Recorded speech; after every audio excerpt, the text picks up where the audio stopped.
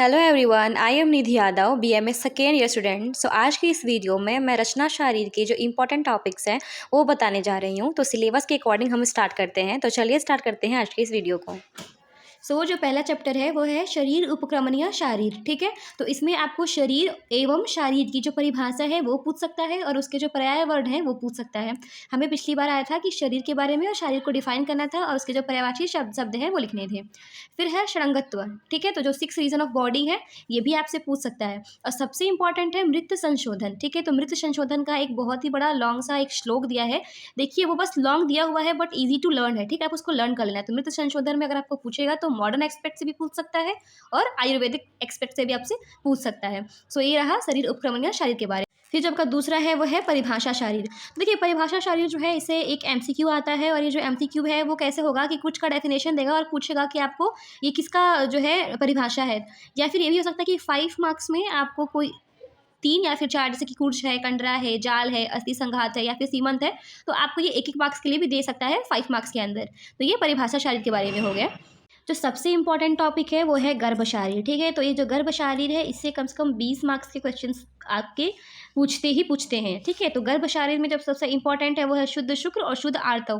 तो ये जो शुद्ध आर्तव है वो हमें PYQ मतलब कि पिछले साल पूछा गया था।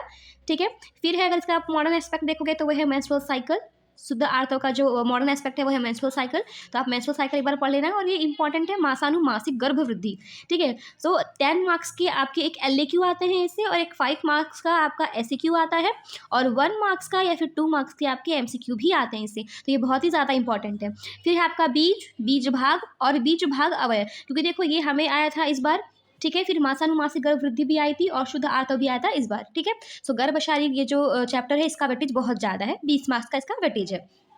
द नेक्स्ट चैप्टर है अस्थि शारीर। तो अस्थि शारीर में हमें क्या करना है कि अस्थि को डिफाइन करना है और उसके जो प्रकार हैं। ठीक है, तो अस्थि के प्रकार जैसे कि कपाल, रूचक, वलय, नलक। तो इसका एक श्लोक है ना, उसका एक श्लोक दिया गया है, छोटा सा है। तो आप उसको लर्न कर लोगे तो आपको उसके प्रकार जो है इजीली लर्न हो जाएंगे। तो ये अस्थि प्रकार के बारे में हो गया। फिर आपका संधि शारीर। तो संधि शारीर में क्या है कि संधि को आपको डिफाइन करना है और जो संधि के प्रकार है जैसे कि कोर है, प्रतर है, उलूखल संधि है, तो इस तरीके से जितने भी संधि हैं आपको लर्न करना है और इसके बारे में आपको लिखना है। ठीक, ये भी आपके 10 मार्क्स में आ सकते हैं संधि शारीर, सिर्फ इसके बारे में। ठीक, फिर जब का नेक्स्ट चैप्टर है वो है स्नायु शरीर।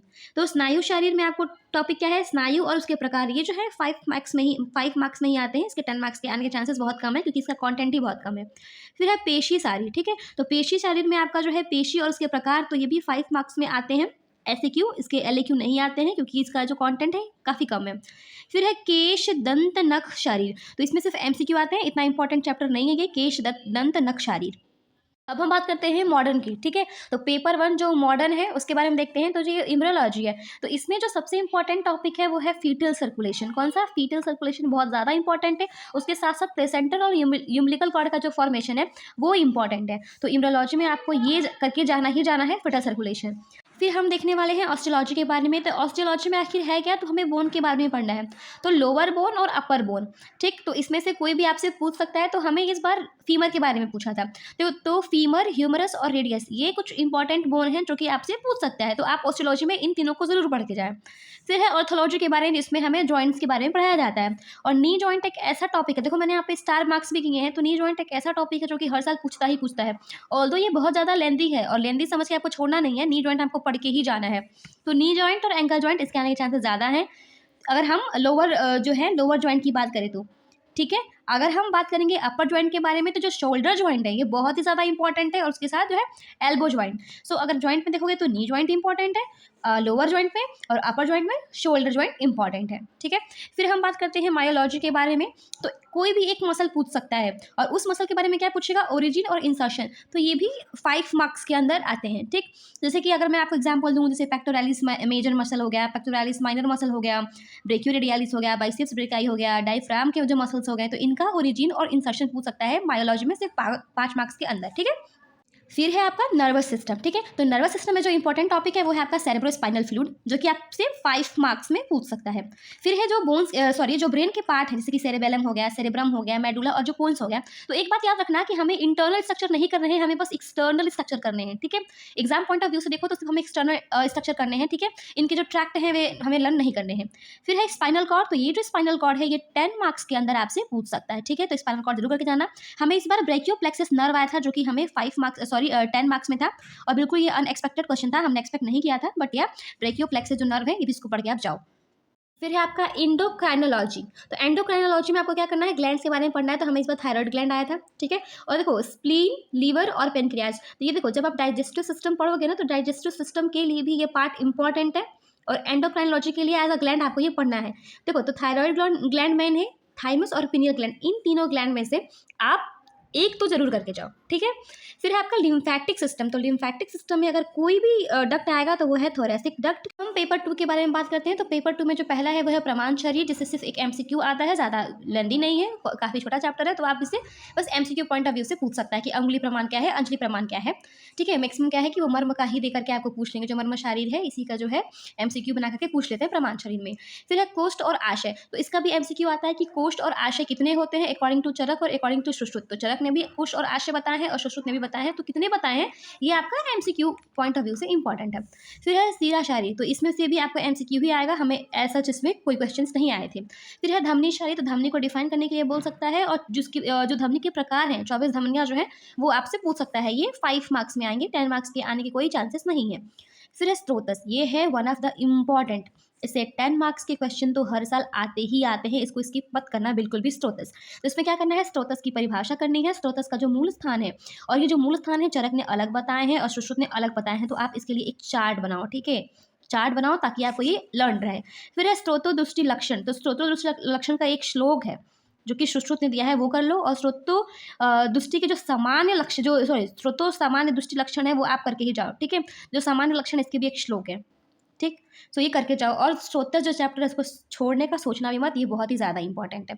फिर है कला शरीर। कला शरीर से भी 10 मार्क्स के क्वेश्चन आते हैं, जो इसके कला शरीर का जो परिभाषा है वो आपको लर्न करना है, और कला कितने प्रकार के हैं, ये जो 7 प्रकार की कला है वो आपको पूछ सकता है, और ये 10 मार्क्स में पूछता ही है, ठीक है। तो कला शरीर भी स्किप बिल्कुल मत करना।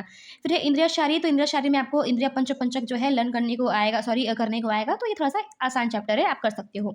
फिर है त्वचा शारीर। तो त्वचा शारीर, अब इसमें क्या है, आपको त्वचा के प्रकार करने हैं, और त्वचा के प्रकार जो है चरक ने भी दिए हैं और सुश्रुत ने भी दिए हैं, तो आप इसको भी स्किप मत करना, ये बहुत ही ज़्यादा इंपॉर्टेंट है। तो ये 5 मार्क्स में आपके आ सकते हैं, ठीक है। फिर है मर्म शारीर। तो देखो जो मैंने चैप्टर्स बताया ना, जैसे कि स्त्रोतस शारीर बिल्कुल स्किप मत करना, कला शारीर मत स्किप करना, देन आप 50 जो शारीर है वो स्किप मत करना, और वैसे ही मर्म शारीर भी स्किप मत करना। एटलीस्ट 25 मार्क्स के क्वेश्चन या फिर 20 मार्क्स के क्वेश्चन जो है इस मर्म शारीर से आता ही आता है। तो इंपॉर्टेंट कौन सा है, त्रिमर्म, ठीक है। तो त्रिमर्म जो है वो आपको करना है, और जितने भी मर्म है सारे ही मर्म इंपॉर्टेंट है, मैं ये नहीं कह सकती कि ये वाला मर्म करके आओ, वो पूरा चैप्टर ही इंपॉर्टेंट है, ठीक है। फिर मर्म के जो प्रकार हैं, विद्ध लक्षण है, और जो उनके अंगुली प्रमाण है, तो विद्ध लक्षण का श्लोक है, आप एक बार कर लेना, और अंगुली प्रमाण जो है लर्न कर लेना, ठीक है। सो ये रहा मर्म शारीर के बारे में one of the important chapter. फिर हम बात करते हैं मॉडर्न पेपर के लिए। तो मॉडर्न पेपर 2 जो है सबसे पहला जो है वो है रिस्पायरेटरी सिस्टम। तो रिस्पायरेटरी सिस्टम सबसे इंपॉर्टेंट क्या है, लंग्स की जो कैपेसिटीज़ है और जो लंग्स की वॉल्यूम है वो आप जरूर कर लेना। फिर है कि राइट एंड लेफ्ट लंग। देखो ये जो वॉल्यूम और कैपेसिटीज़ है ये क्रिया शरीर के लिए इंपॉर्टेंट है, अगर इसमें आप नहीं भी करते हो तो चलेगा, लेकिन ये जो रूट ऑफ लंग्स है, ठीक है, ये ही बहुत इंपॉर्टेंट है, ये 5 मार्क्स में पूछता है, ठीक है। रूट ऑफ लंग्स जो है वो राइट और लेफ्ट रूट ऑफ लंग्स आपसे पूछ सकता है, या फिर राइट और लेफ्ट लंग के जो डिफरेंसेस है वो पूछ सकता है, लेयरिंग्स पूछ सकता है। इस बार हमें पूछा था ट्रांसपोर्ट ऑफ गैसेस, तो ये प्रीवियस ईयर क्वेश्चन है, ठीक है। तो ट्रांसपोर्ट ऑफ गैसेस हमसे पूछा था, सो ये इंपॉर्टेंट है ट्रांसपोर्ट ऑफ गैसेस। फिर है डाइजेस्टिव सिस्टम। तो डाइजेस्टिव सिस्टम में सबसे इंपॉर्टेंट कौन सा है, स्टमक। ये बहुत ज़्यादा इंपॉर्टेंट है, आप कोई करो या फिर मत करो, स्टमक और ड्यूडेनम ये जरूर करके जाना, ठीक है। फिर है कार्डियोवैस्कुलर सिस्टम। तो कार्डियोवैस्कुलर सिस्टम सबसे इंपॉर्टेंट है राइट एट्रियम, बहुत ही ज़्यादा इंपॉर्टेंट है। वाल्व आप उसके पढ़ सकते हो, और जो हार्ट की जो बेसिक चीज़ है, जैसे कि उसके बॉर्डर्स कितने हैं, सरफेस कितने हैं, तो हार्ट का एक बेसिक जो है नॉलेज रखना पेपर जब देने जाओगे उस वक्त, ठीक है। फिर है यूरिनरी सिस्टम। तो यूरिनरी सिस्टम जो है इसकी जो टॉपिक है राइट एंड लेफ्ट किडनी, बहुत इंपॉर्टेंट है, बहुत ज़्यादा, ठीक है। डिफरेंसेस भी पूछ सकते हैं, इसके मसल्स पूछ सकते हैं कि राइट किडनी में और लेफ्ट किडनी के मसल्स के डिफरेंसेस क्या हैं। फिर ट्राइगोन ऑफ ब्लैडर जो है ये 5 मार्क्स में आ सकते हैं, ठीक है, आता है, हर बार आता है। देन यूरेटर है और यूरेथ्रा है। और यूरेथ्रा की अगर मैं बात करूँ तो मेल का जो यूरेथ्रा है इस पे क्वेश्चन आएगा, क्योंकि फीमेल का जो यूरेथ्रा है वो काफ़ी शॉर्ट है, तो ज़्यादा पूछता नहीं इसके बारे में। तो यूरेथ्रा जो पढ़ना, तो मेल यूरेथ्रा इंपॉर्टेंट है ये। तो ये यूरिनरी सिस्टम का ये जो है आपका, ये जितने भी टॉपिक मैंने लिख के दिए हैं ये बहुत ही ज़्यादा इंपॉर्टेंट है, ठीक है। बात करते हैं रिप्रोडक्टिव सिस्टम के बारे में। तो हमसे पूछा गया था प्रोस्टेट ग्लैंड के बारे में, ठीक है। तो ये 5 मार्क्स के आए थे हमें प्रोस्टेट ग्लैंड के बारे में। उसके बाद से जो यूट्रस है, तो यूट्रस के ट्रू और फॉल्स लिगामेंट है, इसके MCQ आते हैं, ठीक है। और कभी कभी 5 मार्क्स में ये आपसे उस लिगामेंट को लिखने को भी दे सकते हैं, तो प्लीज़ ये करके जाना। तो प्रोस्टेट ग्लैंड और जो यूट्रस के ट्रू और फॉल्स लिगामेंट है वो करके जाना। फिर है सेंसरी ऑर्गन। तो सेंसरी ऑर्गन में जो 5 सेंसरी ऑर्गन है, ठीक, वो हमें करके ही जाना है। जैसे कि मैंने आपको स्किन के मतलब त्वचा बताया था ना, त्वचा शरीर, तो उसमें चरक ने और सुश्रुत ने बताया है, वैसे ही मॉडर्न में इसको स्किन और उसके जो लेयर्स हैं वो कर लेना। और जो आई है, ठीक, तो ये जो आई है वो कर लेना। तो आई और स्किन के आने के चांसेस ज़्यादा है। और आज के लिए सिर्फ इतना ही। अगर आपको ये वीडियो पसंद आई होगी, so do like and subscribe the channel. Bye bye.